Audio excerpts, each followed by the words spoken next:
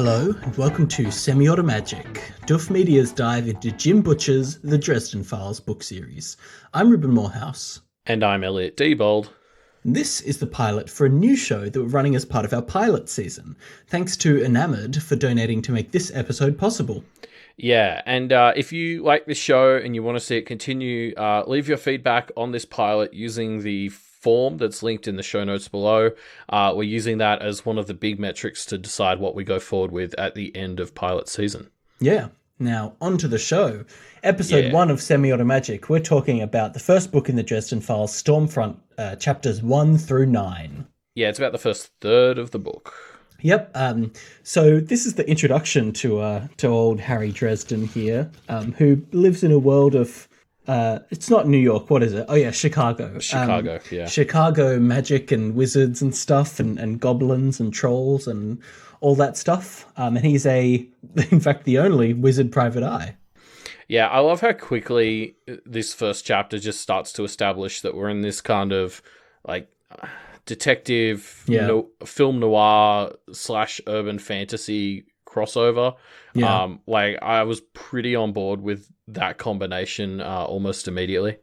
Yeah, I like the combination. I like the world that we're starting to get things set in. I actually think it started out seeming to me a little bit more generic than it actually ends up being. As we continue, we start to find some of the things that make this world really interesting.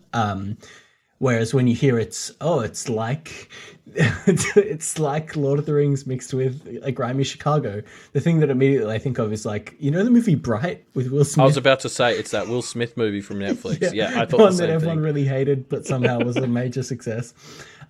Which is kind of an overdone trope, but Dresden Files does differentiate itself with some interesting developments of the world, so that's fun. Anyway, Chapter 1, what happens is Harry Dresden gets 2 phone calls with business, which is exceptional for him because usually he gets like 1 every week or 2. Yeah, and so I mean, basically, like, Dresden is just in a lot of ways this very stereotypical, like, grizzled male detective, but he's also a wizard. Like, he even has a office with, like, one of those Windows signs that's like Harry Dresden, wizard. and you know, again, like, a mailman comes, and that's how, like, through that conversation with the mailman, we get introduced to all this stuff about how magic is real. Most people think he's crazy for thinking that. Yeah. And again, he operates as a PI because he has a fucking office with a signed window thing that, like, if it doesn't get smashed by the end of the series, then what's even the fucking point? Someone's going to have to throw somebody through it, one of these books. And I think the sign on his door and the fact that he thinks about how he's the only entry under wizard in the phone book is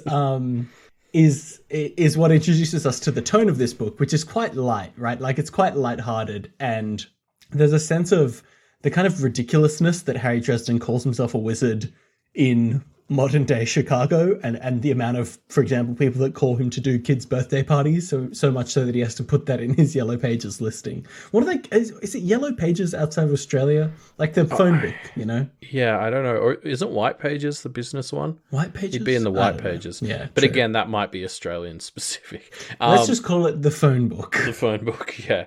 I think, I do think this book does an interesting job of juggling this very hard, serious, like, grizzled detective story, and then also kind of contrasting it with the absurdity of the fantasy elements. Like, it's kind of reveling in playing off those two very opposite tones. And intermingling them. And I think it does a pretty good job for the most part. I agree. With the exception of, I think Harry Dresden as our protagonist errs a bit too much into the serious side. Like, he takes himself very seriously, weirdly so. And I don't know. I don't know if it necessarily works that well. I mean, he's okay. I think we're gonna... let's start talking about this now. My opinion of this book so far is I quite enjoyed it, but the part that I really didn't enjoy the most is Harry Dresden. Harry Dresden, yeah, and absolutely. We're gonna have to talk about that a number of times throughout this episode. I'm interested to see where Harry goes with this, because I'm perhaps foolishly, I don't know, I haven't read them, clinging on to this hope that Harry's going to get some sort of comeuppance for let's just say his worldview. Yes. Like, yeah, I don't know. I'm finding it frustrating, but we're like, again, we're a third of the way through the first book. Yeah.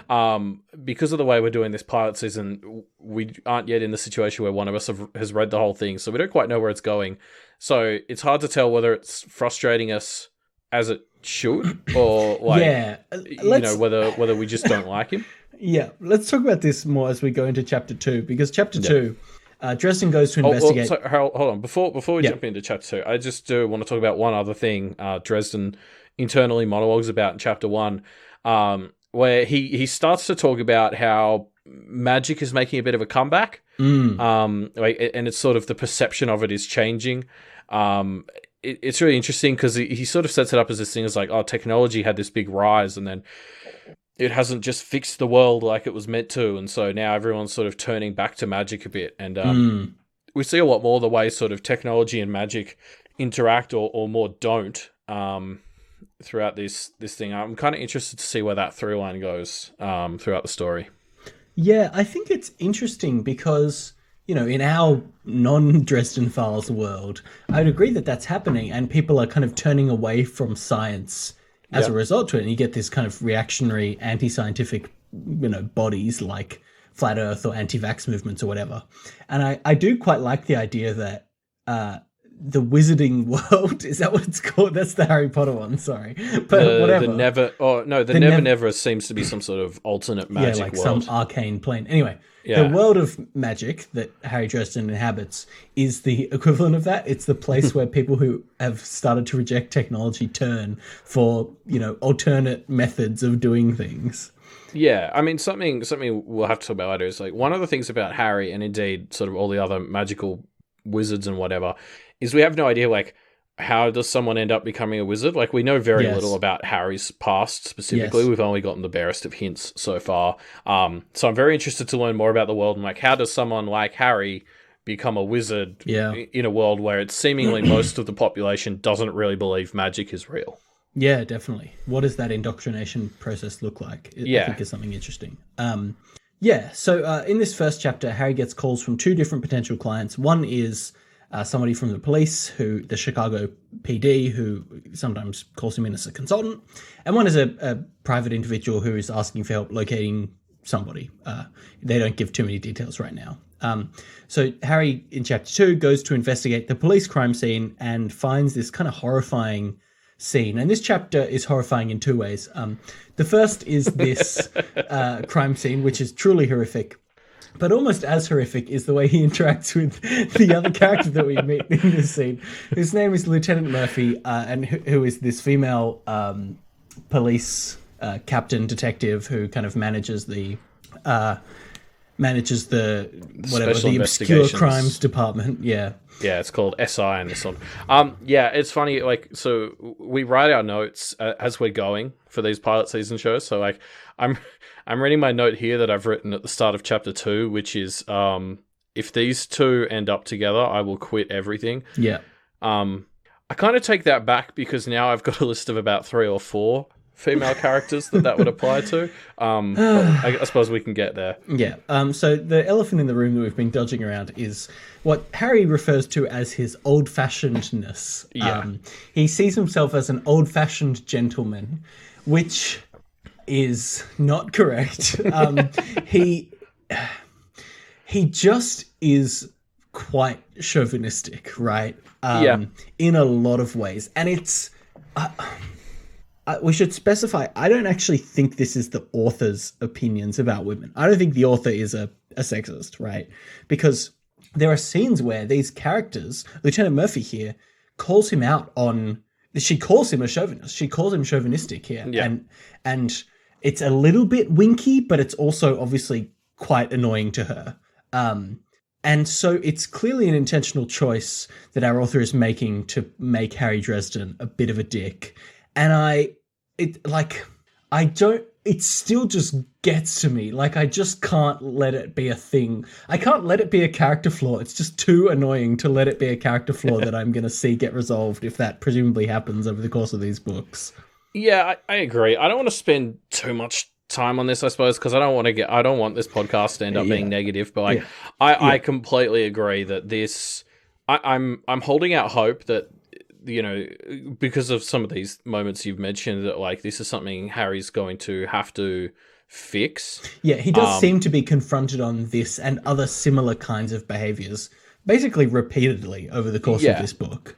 But you know, I guess it's just still kind of frustrating to read. I agree, but it's like there's still so much other stuff I like in this book, so I'm just gonna kind of try and talk about that the most, because I don't want this to be a bummer podcast episode. Yeah, totally. I don't want to, like, there's a lot of stuff in this book that I also enjoy, but when your main character has one central thing that just grates on you, and it is very film noir. Like, that's why it's obviously so intentional, is because it is a film noir style of thing to do.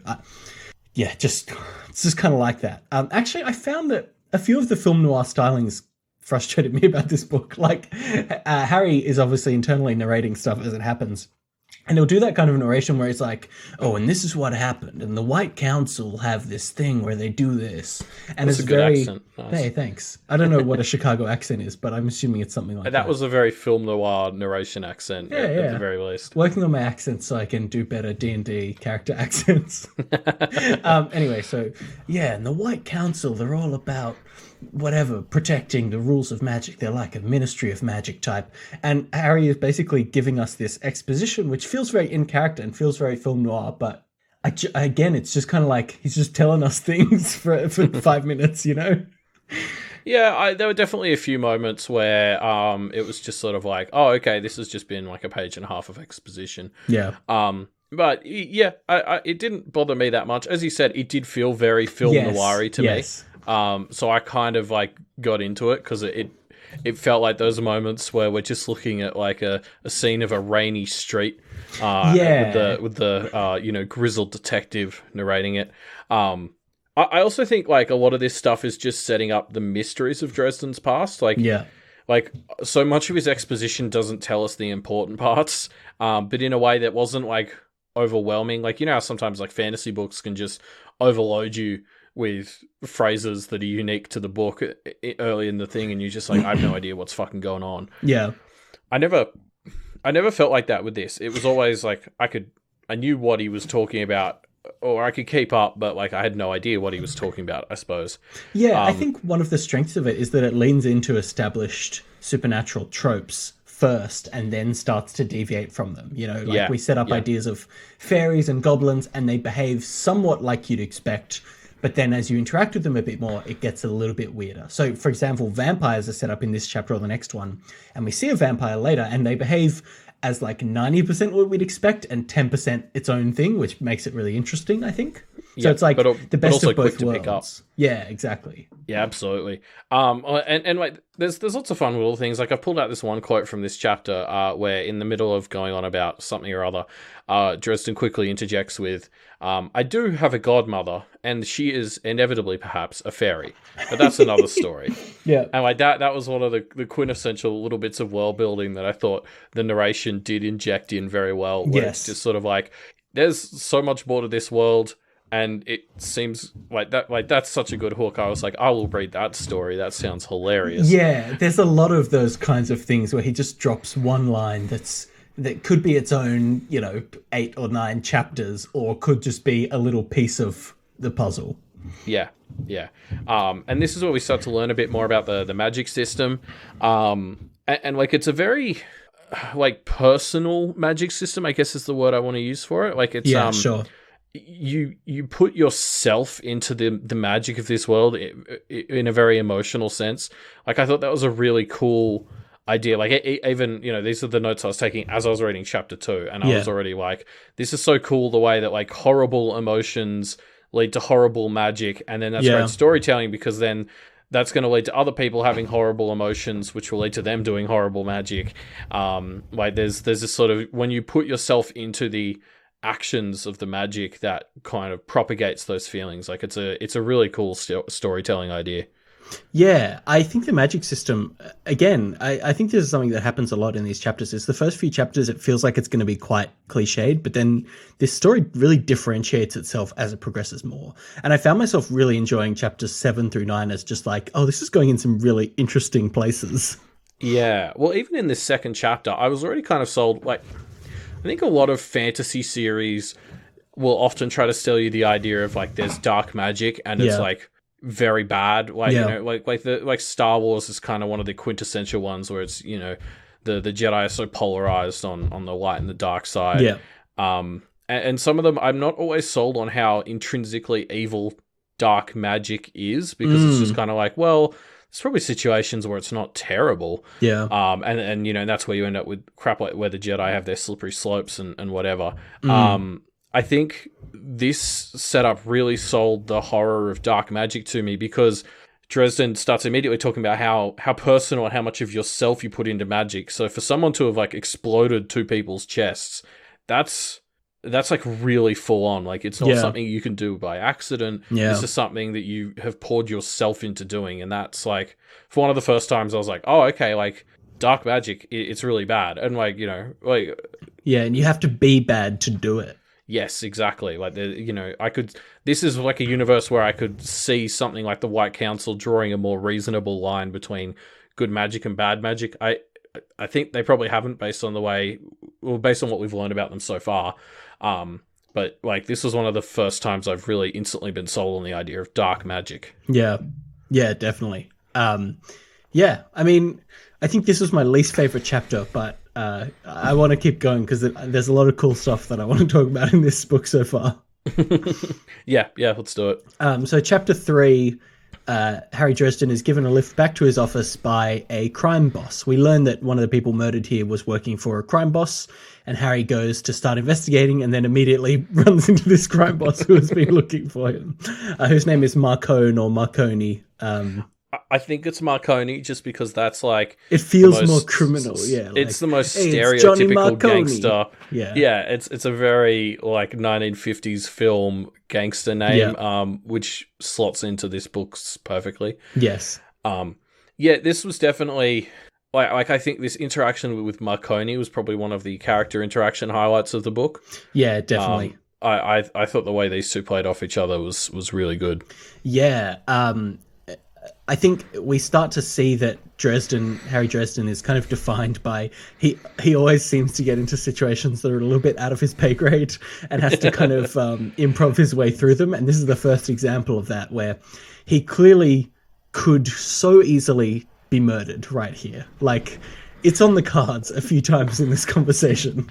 And he doesn't, because he manages to navigate it effectively enough that he isn't killed by this crime boss.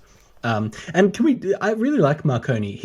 He's kind of described as an accountant version of a crime boss, right? He's terrifying not because he'll kill you for no reason, but because he'll kill you for a very impersonal reason. Like, if you cost him too much money, he'll just kill you, and he doesn't give a shit about that. Yeah, and those kind of cold, quiet, reserved villains are always my favorite. I think that's come up on Media MD a couple of times. So yeah, like, that's one of the reasons I just instantly fell in love with Marconi here. I hope he sort of shapes up to be the antagonist for the book, because I'll very much enjoy that. Either that or he's going to end up with Dresden as some sort of antagonistic ally. Yeah, it's unclear whether he's responsible or just cares about wanting to get this solved and doesn't want Dresden in his way. There's a viable reason why he is threatening Dresden here and isn't part of it. But yeah, I mean, kind of either way, I was just like, I was instantly sold on Marconi as a kind of villain. I'm keen to see him come back and be a problem. Yeah, I think, as you said, that kind of that way he'll just impersonally be extremely cold towards you and be brutal, I think, always makes for very thrilling storytelling. Yeah. The other thing that this chapter does that's really cool is it introduces a mechanic that really differentiates the Dresden Files, which is soul gazing, which is this thing where when you look in the eyes of a wizard, you and they both look into each other's souls. So you like get this really clear picture of who this person is, what have they done, like what's their story, you know? And it's a really cool it's a really cool idea, and it's a really cool way for Marconi's terrifying nature to really land for us. Yeah. Well, especially the first two chapters actually invested a lot of words in noting how nobody could ever look Dresden in the eye because meeting the eyes of a wizard is just too intense. Yeah. And so it makes this bit where Marconi just looks him in the eye for an extended period, like, land even harder because we've been having that built up for us, like, a lot already in this short span of time. And then there's this great flow of, like, Dresden is so busy reading Marconi that he's kind of like, oh wow, this guy's kind of scary. And then he realizes Marconi wasn't phased at all that they met eyes, and so he's like, oh shit, he's read me. And then he puts together, I was already terrified of this guy, and now he knows everything about me too. Like, oh fuck. It's this really sort of good train of thought. Like, the moment landed so well for me. Yeah. It really works quite well, doesn't it? Because Harry's terror at this as it unfolds, as the implications of it unfold to him and to us, is so genuine that it really amps up just how dangerous Marconi is. Yeah, and I, like, again, I think Marconi is a great antagonist for Dresden. Like, he's calm, whereas I don't think I'd use the word calm to define how Dresden seems to act in a lot of these situations. Marconi seems very well connected. Dresden doesn't have any friends. But then, like, they do share some of those traits. Like, Marconi is sort of very upfront and kind of transparent. And one of the things Dresden prides himself on is his honesty. So, like, I think, I'm just, again, I'm excited to see these two kind of duke it out. Like, I hope that's where it goes. Yeah, we'll have to see. So Dresden is dropped back off at his office, where in chapter 4 he meets with this other client, the private client, who is a woman who wants to find her missing husband. And so Dresden's specialty is finding missing things. So she's recruited him to find out where her husband has gone. Yeah. Little side note, I kind of love this little thread in the chapter, about how this woman has a bit of plausible deniability for why she came to Dresden. It's because her husband was getting into magic, and so now it's like she can continue to sort of appear to not have gone crazy herself. Yeah. But it's like, well, Harry understands magic too, so it's just like he's on the same wavelength as my crazy husband, so he can track him down. I don't know why this stood out to me so much, but it just hit me as this nice little bit of realism that this lady is like, even if I don't really believe in this stuff, you're still the right person for it. Yes, clearly the person who, claims to know about magic, whether they're lying or telling the truth or like delusional, they're obviously going to know the right things to be investigating, because that's what her husband would have done. Yeah, exactly. And it helps sells this idea that, like, no one actually comes to Harry for the job that he, like, thinks he's doing. Yeah. And he actually has a few beats of thinking that the husband's probably just run out on her, and that's probably going to be it, which is not something you need a wizard for, but whatever, Yeah, like, I doubt this is the first case he's taken on that has a high probability of just being a like, really bog standard PI job. Yeah. And that's PI, personal investigator, or private eye, not like paranormal investigator, which is what he calls himself. Which could be both, whatever. Good fun one. Yeah. So yeah, I do quite enjoy the like magical PI angle. Like, I think obviously this book seems like it's going in an overarching plot direction, which is fine, but I do think I'd really enjoy a book of just Dresden Files short stories of Harry investigating, Sherlock Holmes-esque little cases that just have magical deductions that need to be made. I think that's just kind of a fun conceit. Like, I enjoyed this chapter just because it was very, very much just him kind of asking questions, doing some standard investigation, not anything crazy, just like magical investigating. Yeah, I actually was looking up the series as some of the last minute prep we did just before we sat down, and I saw there are actually 2 collections of published short stories. Which, like, if this is not the show that we move forward with, I could see myself picking those up before even going for book 2 of the main series, just because, like, I think I agree, that would be some of the most fun. And I mean, if you think about how many TV shows like X-Files, Fringe, even the show Supernatural, like, the kind of episodic short story, supernatural detective genre is pretty long lasting for a reason. Yeah. It just hooks in. It's pretty fun, right? Yeah. So one last thing I wanted to pull out from this chapter is Dresden's thinking a little bit about why this guy might have run off if he was doing it for magical reasons. And he thinks a lot of sorcerers or wannabe sorcerers seclude themselves in the belief that isolation would increase their ability to focus on their magic. It didn't, but it did make it easier for a weak or untrained mind to avoid distractions. And like, this is some real like self-aware-wolves content right here, because Dresden has done so much to kind of isolate himself, somewhat intentionally, somewhat not. But like, again, this is sort of drawing, he starts talking about what sorcerers do and what wizards do, and it's starting to draw these lines between good magic and bad magic. And what's funny is Dresden on paper does actually fit more of the points towards the bad magic than the good, I would have said. So it's funny how like he keeps being surprised that everyone thinks he's the murderer. Like, that's a recurring thread we haven't really got to yet, but everyone he meets is sort of like, did you do it?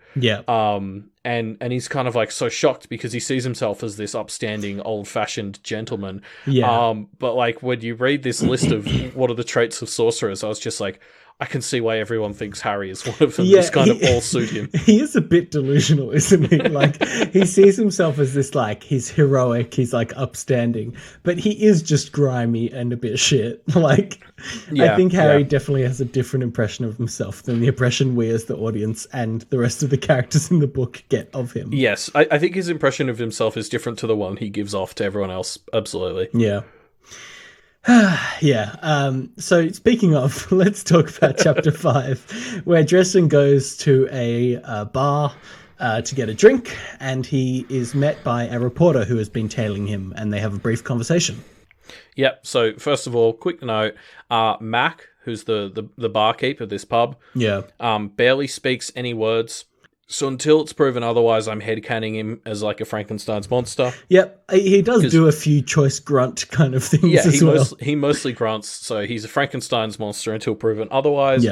But yeah, I mean, something we talked a little bit about in chapter 1, but I want to bring up again here is like the way that wizards don't interact well with technology. I love how that's starting to draw this clear sort of line between the world of technology and the world of magic. And, it's interesting how, like, we're setting up this thing of, like, magic's making a comeback in the world, because you could see magic versus tech as this idea of the old world versus the new world. Like, that was the first place my mind went is, wizards are stuck in the past, and that kind of applies to Harry, so that may have been why my mind went there.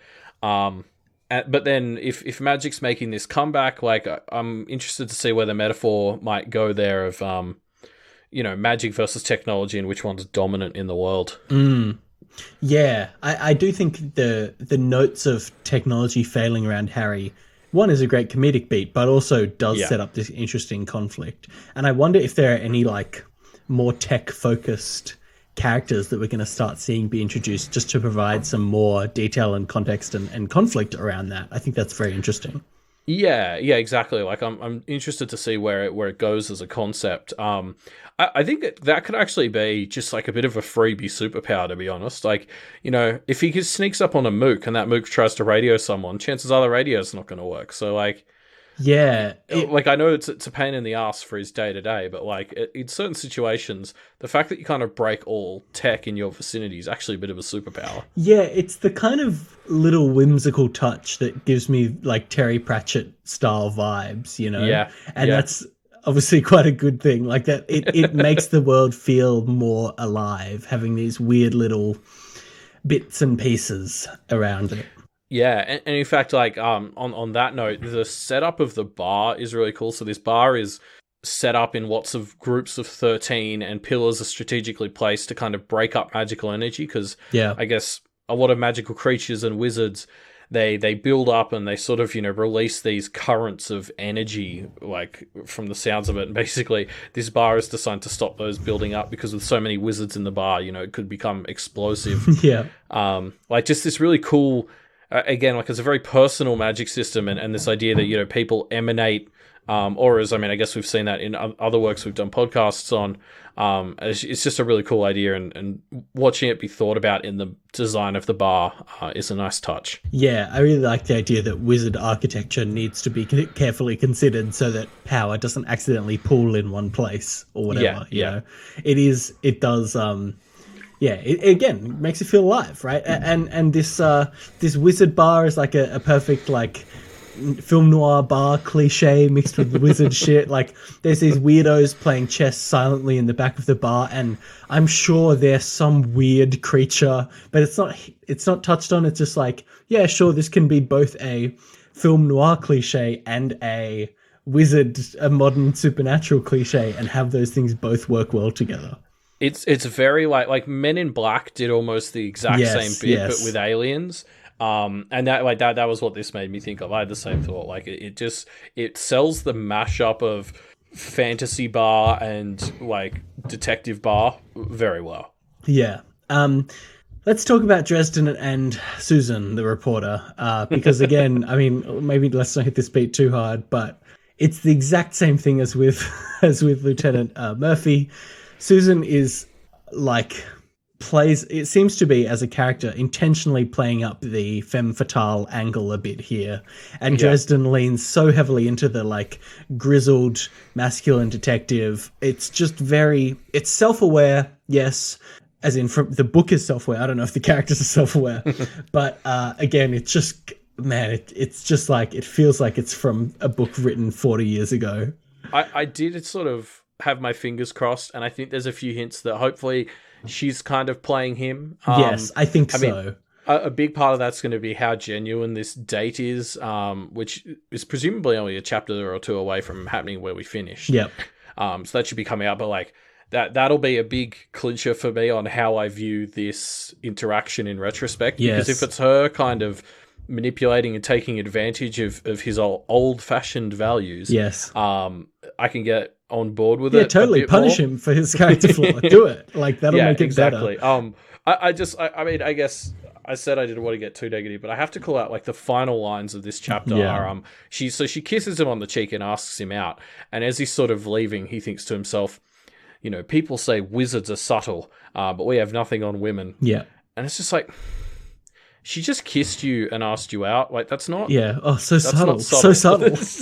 Like, you know, her intentions could be going either way. Like, you know, I've got my fingers crossed for one, but like, subtle is not the word I would use to describe that interaction at all. Yes. Yes, it is not subtle at all. Let's move on. I don't want to talk about this more, because I don't have anything positive to say about that interaction. Yeah. One positive thing, which is during this interaction, we get a little bit of a hint at Dresden's backstory, which is nice. And we learn about how he apparently accidentally murdered the first woman that he dated. And this ties into some threads about him talking about how he's accidentally killed someone with magic before, which is presumably what this is referring to. And it is an interesting thread and possibly explains some of his attitudes towards women. I'm not sure, but I'm excited to find out more about it, because it is an interesting kind of dark backstory that I think will go a long way towards humanizing Harry. Yeah, the more we learn about his backstory, like... Yeah, because obviously we've both come away with impressions of Harry that aren't the most generous. Yes. And like, it'll be interesting to see how filling in his backstory more, because it's very empty right now, how much that allows us to sort of understand why he is the way he is. Yeah. Because I think later it's established that his murder charge was also for his mentor. So was his first love also the woman who got him into magic and taught him things like that? That would be... Yes. That adds a lot to things in a lot of ways, because I think it was self-defense, so she must have turned on him and tried to kill him. So I don't know, it'll be interesting to learn more about that. Yeah, definitely. We're gonna learn, the next two chapters talk more about the world building stuff, so I think let's get to it as we get to it. So the next thing that happens in chapter 6 is Dresden goes and tricks and traps a dewdrop fairy. Basically, I mean, it's the cliche of squeezing an informant for info, right? Yeah. But with a fairy, which is great. Yeah, I absolutely love this as the squeezing the informant trope. I love the interpretations of fairy as well, like just on their own. This idea of like how they're that take on immortality where they're just kind of so stuck in the moment because of it. They don't really hold on to their memories because there'd be too many to hold on to. Yeah. This is again another snippet that shows us how much more thought out and vast this world is than what we've seen in these 9 chapters. This really, I really like this because the characterization of these dewdrop fairies as these like, I mean, they're basically like rodents is the impression I got of them. Like rodents that can talk and have like 5-minute long memories. Harry talks about how he's tricked this exact same fairy the exact same way multiple times, which is a pretty fun character beat as we meet them and learn a bit about their personality. Yeah, they do overlap a fair bit with the the sort of classic little trickster fairies, just these are the very dumb variation.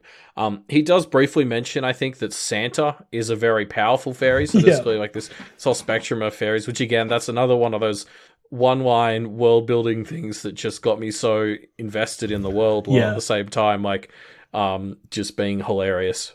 Yeah, it's a pretty good beat. And it's the kind of shit of, like, Santa's real, or the Tooth Fairy is a fairy, or, some or weird I have a things. fairy godmother. Yeah, it's all these, like, just fun little beats that make it feel like, yeah, it's our world, and, oh, wait, Santa's real. Like, that's a fun little note. Yeah. It's a pretty fun chapter. I think it doesn't feel like the magic stuff here is as developed as Pact. I don't want to make too many Pact comparisons, but it is going in some really interesting, fun directions. It's obviously a lot more lighthearted, so I'm kind of on board with stuff. Like, this chapter is where it really started to get me on board with a lot of the magic systems, this and the last chapter. This is the one that really sold me. I guess I was kind of on board for the potential of the noir meets urban fantasy crossover, and this is the one that really sold it to me. Like, as we said, just the idea of like squeezing your wacky fairy informant for information was just like, I was just like, this is exactly the kind of stupid shit I want to see in a book with this selling point. Totally. Like, so I agree. This is why the chapter that I was like, okay, now we're actually doing really cool stuff with this. I do think, like, again, you sort of brought this up before, but like talking about the magic system and how developed it is, I think it was like 3 or 4 pages in a row that was just explaining the fairy trap after he laid it, and it was all narration, and that was maybe the one time where it really stood out to me how sometimes this book just does an exposition dump. And I mean, I feel weird complaining about that because, like, when we covered Pact, I was the one who was always screaming, just give us more textbooks. More interludes of books, please. So it seems like a weird complaint for me to have, but, like, I don't know, like, it just, we got a lot of detail on exactly how the fairy circle worked, and I'm not sure how much of it we needed at this stage. Yeah, maybe there could have been more of that actually unfolding. And here's an interesting point. The chapters in this book are so short, right? Like, each chapter is basically one scene that we see. Like, a scene transition is where a chapter break is. And it's fine. It does feel like it leads to weird pacing. Like, some of these scenes feel like you know what it is? I think maybe it's that trope of characters being kind of snappy and fast talking, leading to all the conversations feeling like they wrap up really quickly. And it doesn't feel 100% natural. And again, it's intentional. I think it's kind of film noir stylings, but it leaves me feeling like it's rushing a bit too much. Yeah, because as you pointed out, I actually quite like this structure of each scene as a chapter. I think that's a very natural way to do chapters. Again, I think in eNamorD we've talked about, like, Terry Pratchett's views on chapters and exactly what a chapter should or shouldn't be. I think this is a great way to use them. I agree, though. I wouldn't be upset if you kind of extended the length of most of them. I think chapter 9, like, so we've covered 9 chapters for this episode. I think chapter 9 represents about 25% of the total length of the book that we've read. And I think chapter 9 was the first chapter where I didn't feel like that was a rushed encounter. It actually feels properly fleshed out. And I think chapter 9 is the strongest chapter for it, because it has a lot of really interesting character moments that I think would be lost if it was 15% shorter. Yeah, I agree. Like, I think if you bumped all of the other chapters up to a similar sort of length, the book would still be, like, probably better for it. Yeah. Yeah. Yeah, so after Harry's extorted the information from this fairy, whose name is Toot Toot, we didn't mention that, but it is, Harry gets, his parole officer comes and attempts to execute him, basically. Yeah, yeah, this guy's great. Yeah, he's great. So basically, we find out more about the White Council, which are these, like, they're basically the Ministry of Magic. I'm sorry about the Harry Potter reference again, but they're basically like the police that make sure that the humans don't find out about magic, and no one kind of breaks the rules of magic. And so this character, who is basically Dresden's parole officer, making sure he doesn't fuck up again, as he has done a few times, is basically obsessed to like finding him breaking technicalities and trying to execute him for it, which is like execute as in he pulls out a sword and chops off his head for it. Yeah, he's ready to go. The second Dresden slips up, he's ready to kill him. Yes, which I think is a very fun dynamic. Like, fully being ready to murder him at a moment's notice. Yeah, like, in saying that though, it's funny because, like, so the guy's name's Morgan, and he's introduced at the start of this chapter as a clearly insane person because he's walking out of the bushes with a knife, with a giant sword, ready to kill Dresden, for, like, I mean, not quite no reason, but not the best one right now. And then, like, Dresden does this thing and he also does a similar thing in the Marconi thing. Like, when he's stressed, he tends to lash out in a very, like, you know, stupid way that even he admits is stupid in retrospect. And he just kind of tends to punch. Well, so he punches Morgan here.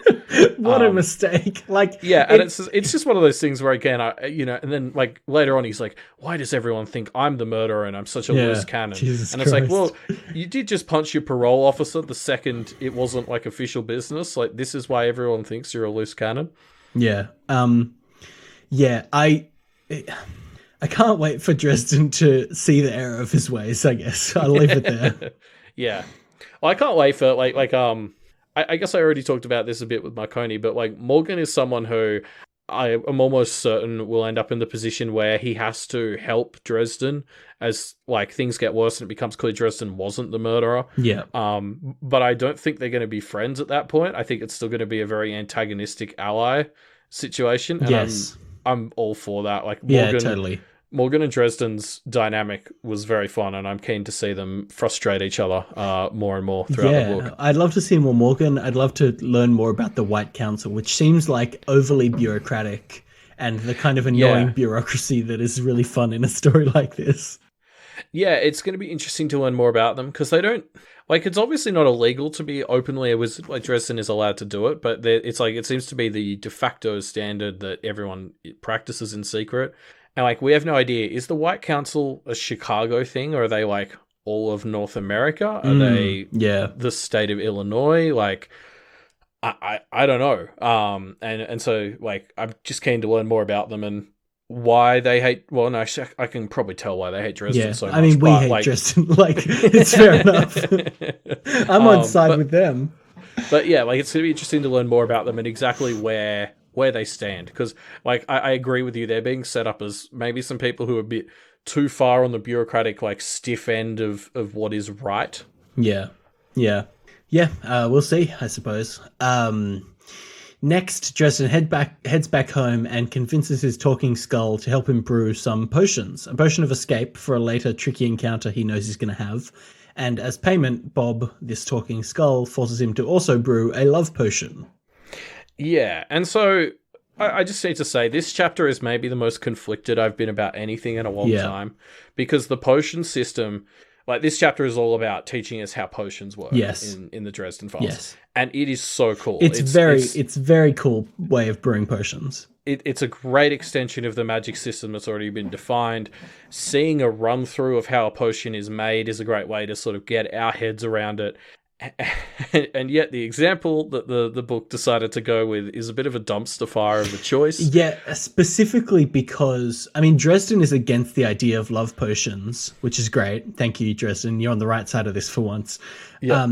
But Bob, the skull, basically forces him to make it, and I don't know why. It doesn't really make sense. But because it's not for Bob, it's for Harry. Like Harry, they're still making the potion for Harry. But Bob, I mean, this is Chekhov's love potion at this point, right? Yeah. Like, if this thing doesn't get mistakenly abused somehow, and I just know it's going to go so bad. Like, I don't want to see that, man. And Bob is worse than Harry in the chauvinist department here, right? Yeah, absolutely. It's rough. But yeah, like I want to talk about the potions because there's some really cool bits. When they bring the love potion, one of the ingredients is diamonds, and Harry's like, "I don't have any diamonds, Bob." And Bob's like, "I'll just tear up a 50 into small pieces and put that in there." And that's the perfect encapsulation of how wild this potion system is. You just put ingredients that have like symbolic meaning behind what you're trying to do into a potion, and then just hope that it works. Yeah. Like I want to talk about I'm just going to kind of describe the potion thing, even though probably most people listening to this don't quite need it. Yeah. But I just think it's so cool. Yeah. And Light Arc 1 Pact spoilers. It actually reminds me a bit of the Awakening ritual for Pact, which is a very favorable comparison for me to make. So basically, all potions have 8 ingredients. They have like a liquid base. 5 things which each represent one of the human senses, and then something to represent the mind and something to represent like the spirit or the heart. Yep. But I think my favorite thing about this, and again, this is that very personalized magic system, is the ingredients that will make the same potion are different for everyone. So it's about like, because you're putting your energy into the potion, it's about what the things mean for you. Yes. As much as what they mean in general to decide what makes the potion. So like I'm going to use the example of the escape potion because that's the example we should all be using. Like all the ingredients, like the base was like a Jolt cola, like so it's like a bit of an energy drink. Yeah, and then he's putting things like motor oil, the feathers of a bird, like bus tickets. Like it's all these things that have to do with like movement and energy, quickness. Motion, exactly. And it's just such a cool idea of like you take all these things that represent different aspects but all fit the theme, mix them into this potion, and you basically get that concept distilled into a drink that probably smells and tastes terrible, but will give you magic powers for a bit. Yeah, do you have to drink it or just like throw it on yourself? We'll see. We don't know yet. I assumed drink it. It does feel like drink it, but it's got motor oil, so I don't know. Like, yeah. Yeah, I mean it's interesting, and like the concept of Bob is actually quite cool. Yeah, like a spirit computer, even a snarky spirit computer. I didn't quite like how sleazy Bob came across as, but like the concept of having a snarky spirit computer is very fun. Yeah, can I say I liked the Bob that we met in that fanfic that we talked about during the All Packed Up live stream, because Bob was one of the characters in that, and I was so on board with that characterization of Bob that the canonical Bob, who is much more of a sleazebag, I actually disliked a lot more. I don't remember. Oh, you don't remember that? No, I didn't actually read that fanfic. You explained it to me, but we were about 14 hours in at that point, so my long-term memory skills might have been failing me. Yeah.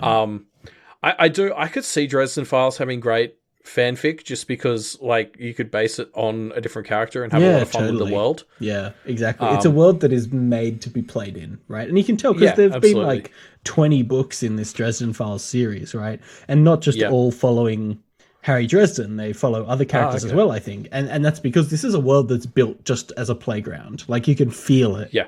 Like, I reckon at least one of the short stories, hopefully, has to have something where somebody has a potion that was made, like, by someone else. Because I don't know if it's, like, I suppose it's probably when you're making it, but, like, the way it's so personal that you put together potions, there's so much room for people misinterpreting what someone has put into a potion, I think. Like, that could be really fun. Yeah. Like, if you watch someone make one and you'd be like, oh, well, with those things put in, they must have made a potion that does X, but actually it does something slightly different from X, and that leads to hilarious but catastrophic results. The book writes itself, Elliot. Yeah, it does. So finally, I love this potion system so much. It is cool. It's really great. In the 9th chapter, Harry Dresden goes to talk to Bianca, who is a vampire, because the other murder victim that was at the police crime scene was a kind of vampire-esque escort, I guess. And Bianca is the one who manages that business, so Dresden goes to talk to her. I was a little unclear on whether like the escorts themselves are also vampires, or I kind of got the impression Bianca is maybe the only vampire and she just runs a human escort service. Possibly, yes. I was a little unclear of that as well. I think they were vampires, but I'm not sure. Yeah, by the end of it, I had the opposite impression. I think all the escorts themselves are actually like just people. Fair enough. This is a great chapter. I loved it. It was so good. There's so many great things in it. I really like the way it opens with like Dresden getting ready in the morning, or I think it might even be the evening by this point. I think so. Murphy kind of comes around to his house, and she's like really grilling him. She's like, "I need something now. Like, you know, this murder is like very high publicity. You've got to give me absolutely anything." And she's basically begging him, while simultaneously yelling at him for not having anything. And then he sort of brings up, "I might actually go talk to like Bianca about it because she would have a lot of info." And Murphy's like, "Oh no, you can't do that." Yeah. And it sells up like how bad an idea this is and how scary Bianca is, because Murphy just immediately 180s from, "You have to do absolutely anything, break all the rules, I don't care." Yeah. And then he's like, "I'm going to go visit Bianca." And she's like, no, anything but that. I meant, obviously. Yeah.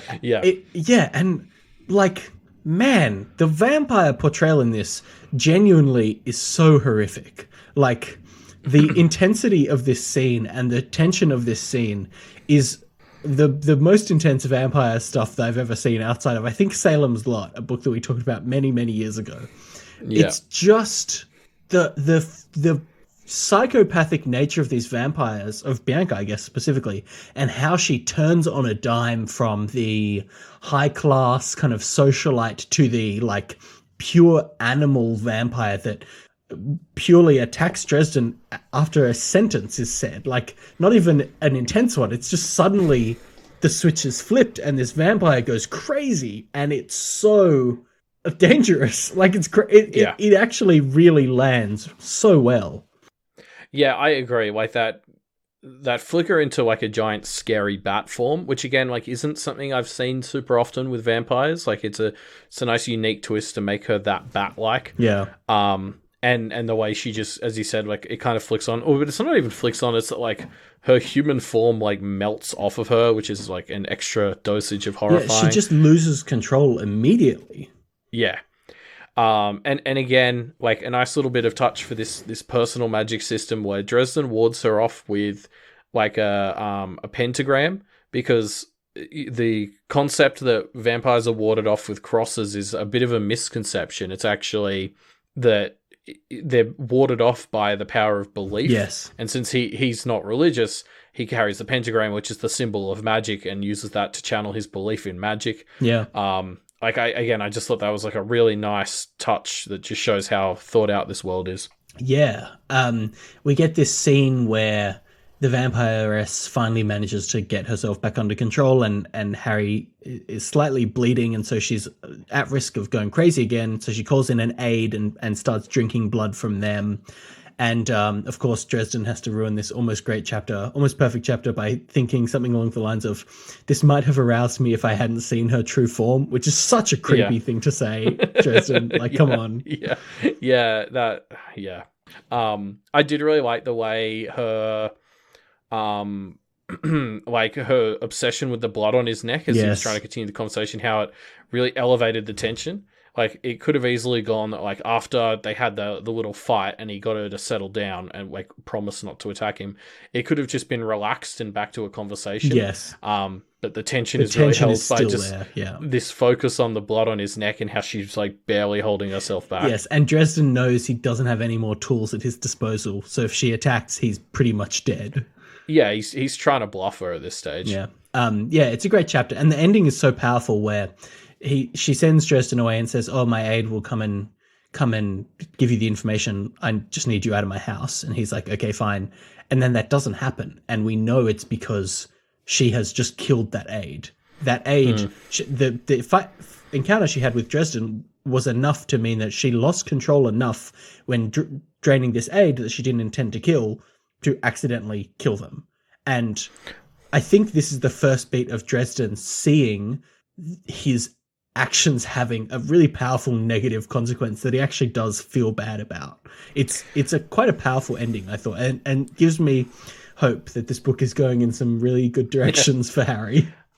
I think it's interesting. I actually kind of got the impression that she did it on purpose. That was the message. Oh, really? Because she was like, I'm going to send you a message and you'll regret this later. And then the message he's given from the guy with the phone is just regret. Right. And so I thought the implication there is that he's meant to regret that his actions got the aide killed. Yeah, maybe. I don't know. I admit that's a bit of a leap to get there, but that was what I made when I was trying to interpret why she just wrote regret. Yeah, I mean it's a great ending to the scene. It's very powerful. Again, Dresden is again like, well, I made another enemy, which is just what I needed. Yeah. Yeah, of course that's what he takes from it, not that he's just accidentally gotten an innocent girl killed. But great. Thanks, Dresden. Yeah. That's the end of our discussion about the first book of the Dresden Files. Yeah. Look, there's so much to love in this book, right? Yeah, I agree. I am enjoying it. I want to enjoy it even more. Yes. Where Harry's at right now is preventing me from doing that. But like, won't it this feel could be one so of those things sweet where when he turns around and he becomes just a nice, good character? I honestly think like when, not if, when that happens, like that will retroactively turn a lot of the story around in my head. Like, why don't we just assume that it. happens, and then all our criticisms about Dresden can just be washed away with the tides? Because of course that's going to happen, because it would be insane for Harry not to grow as a character over the course of this book. He must. Yeah, pretty much. Like that's basically where I'm working off of. Yeah, is like, perfect book.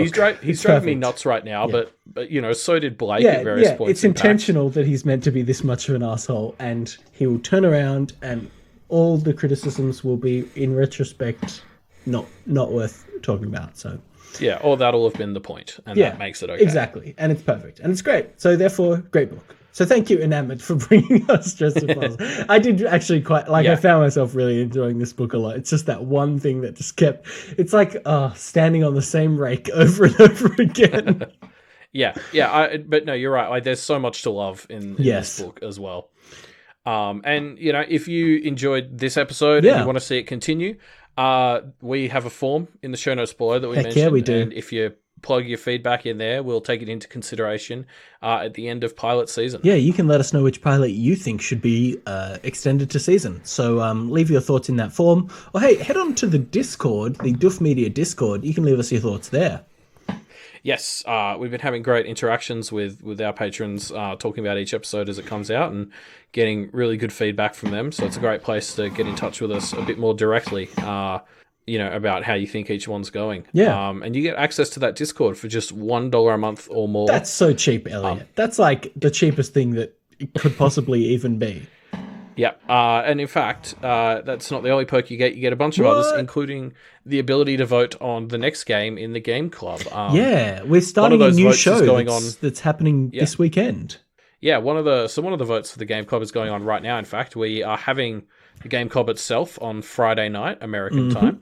And at the end of that, we'll be announcing the winner of the new vote. And those votes are done by our patrons. So if you're interested in the game club, and you come check it out and you like it and you want to have a bit more of a say in which games we cover, the best way to do that is at patreon.com/Doof Media. Yeah, come tune in for the Game Club. We'll be talking about Hollow Knight for our very first episode. And you can actually also send us your thoughts on Metroidvanias in general by sending us an email at mediampodcast@gmail.com. So do that, come check out the Game Club, check out the Patreon, and that's it for Semiautomagic. Yes, next week we'll be back to do our next pilot, which is Stone Age Meeples. Oh, and what book is Reuben, that covering? You might want to explain this one because it's your baby. This isn't... Oh my God, Elliot, get ready for this. I think this might be the first Doof podcast, or even just podcast in general, that isn't talking about TV shows or books. What we'll be doing is we're going to be basically looking at and playing a bunch of ancient board games. So Stone Age Meeples is a show where we'll be taking a look at the history of and the rules of and the top tier elite gamer strategies for a bunch of ancient board games. First episode, for the pilot episode, we'll be talking about an ancient Egyptian board game called Sonnet. So make sure you come in next week to check that out. Yeah, I'm really excited for this one. It's going to be so different, and I'm really keen to get into some old games and see what they're like. Yeah. So we'll see you next week for our next pilot. You're gonna do the bit where Oh you yeah, surprise sorry, me Elliot. with And it. as always, of course, give us your signature sign off. What we always say at the end of every episode of Semiautomagic. That classic sign off. Here it comes. Shoot first, ask questions later. There it is, and we'll see you next week.